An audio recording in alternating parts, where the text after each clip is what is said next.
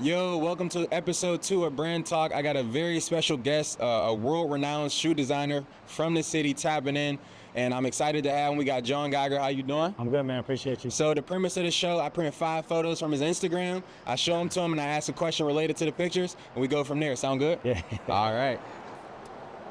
Sheesh. Photo number 1. We got the shoes. So I want to ask you, when did you find your love for shoes, and then when did that turn into like I want to be a shoe designer? The love for shoes probably dates back to like being a kid. I was always into like fashion. I was into sneakers. Like early on, I remember like 3rd, 4th grade, getting Air Force Ones. Air Force Ones is my thing. Everybody had Jordans, but I had Air Force Ones. I could always get like 2 pairs for the price of 1 pair of Jordans.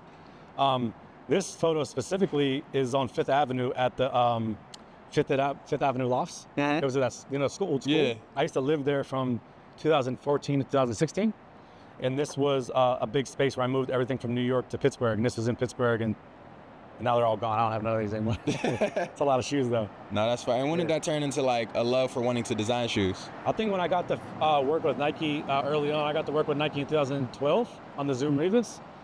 Shortly after that, I learned the business side of it, and I learned like how shoes built from the ground up instead of just like customizing or just changing something. When I learned that, then I wanted to make it into a business around my namesake brand now, John Geiger. Picture number 2, him and Darrell Revis. Speak about your relationship with D. Revis Island, and how that cultivated into a little bit of your success. Shit, man, it's kind of crazy. This is Fashion Week in New York. It's wild because we're in Fair God season 1, by the way. This is like a 5K outfit right here. We'll do that over because of the bus. Yeah. But this picture is from Fashion Week. Balmain jeans. He got Fair on. But coming up in Pittsburgh, we played AAU basketball together. So early on, became friends. In high school, we were rivals. He played Raleigh Coophouse at Still Rocks. And then he ended up going on to play at Pitt. I was going to Clarion. I went to CCAC, and then finished up at Point Park. Became friends, and then I started taking over his marketing side, like Range Rover, Nike, Motorola, Google, stuff like that. Okay. Sadly, we're not cool now, but you know, yeah, but. Well, at the time it was meant to happen. Yeah, of course. We got photo number 3. We got the misplaced Nike check series. Speak about how you even thought of this, and how it's evolved to today. So after the Zoom Revis shoe came out, he tore his ACL. There was a Zoom Revis 2 coming out, and Nike swapped the whole Zoom Revis collection because he was going to Tampa. There wasn't a market in Tampa. So at that time, I still got to work with a Nike on gloves, and then I would feed them ideas every day. And I took them this idea in 2014. And they told me they would never reposition swooshes and never have them overlapping each other. And I came up with misplaced checks, because in Pittsburgh we say Nike checks instead of Nike swooshes. And ironically, it ended up boosting my where I'm at now, because the customs took off, and I realized my ideas were worth something. And full circle now we're putting out the misplaced series, MLB hats, New Era, and lids. So it's a full circle. Fire. Yeah. Congratulations. It's crazy. There's a fresh pair at Noah's house I saw last night, and I'm like, wow. I wouldn't wear these now, but they're fire. Me. Understood. Picture number 4. And I need to let y'all know this was exclusive. He dropped in my DMs. I didn't decide to take ownership of it or anything like that. Obviously, it's not my win, but this is picture number 4, Sneaker of the Year. Speak about winning something like this, and you're highlighted in a way like you're a franchise brand, even though you're independent. Speak about what that process looks like. I think a lot of brands get the independent thing kind of downplayed, right? Because at the end of the day, if I'm on the list with Adidas and Nike, I'm on there with A1s and Air Force Ones or any shoes that came out, right?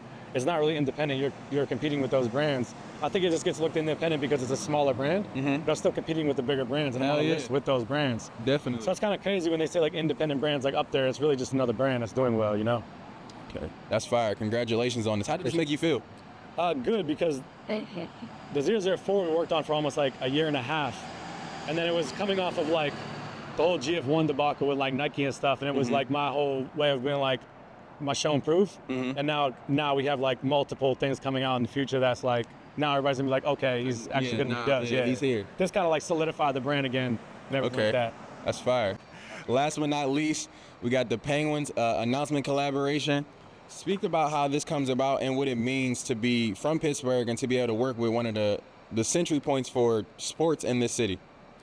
That was really cool because it was kind of like a quote-unquote creative director job. It was a creative partnership, which goes into next season. The Penguins are really forward-thinking in what they're doing. it's getting better as the collabs go on.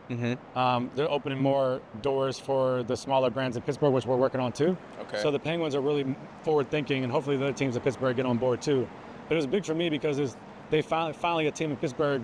Although I'm really close to everybody from the Pirates and can go in the stadium whenever I want, and the Steelers, the Penguins were like, come in, let's give you what you're worth, and let's run these ideas that you have. That's fire. Yeah. Shout out to the Penguins. Yeah. And you know we always pull up with a gift. I pay attention to the people I follow, the people I fuck with, so I want to bless them with a gift. Got you a Mac Miller trading card. This is from somebody in Pittsburgh. His name is Hip Hop Heaven. It's with all the music, albums, and etc. I recently seen you post something about Mac, and also just the other day, you quote something from a tweet that he put out about never taking off the black hat with the yellow. So I just want to bless you with that. God rest Mac Miller. Appreciate you for showing up to the show, being a part of it. Yeah. Thank you for showing love to the city. Congratulations. So dope, bro. This means a lot, for real. Of course. I don't know if you know the backstory, but yeah. Of course. I appreciate you guys. Thank you. All right. That's another episode of Brand Talk. We'll see y'all soon. Make sure y'all pull up to the pop-up.